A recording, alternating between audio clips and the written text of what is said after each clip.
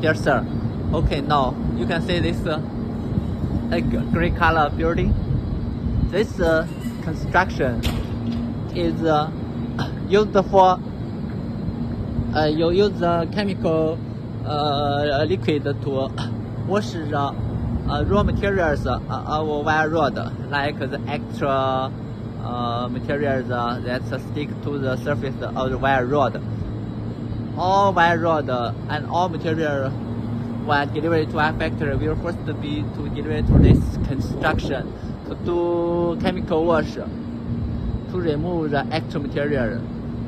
Then the next step, it will be sent to the workshop to do the following processing to make it slimmer and brighter and smoother, to let it become one beautiful spray wire. And you need all the plan at the spray wire. HuaKe spray wire will be your best partner to support your success.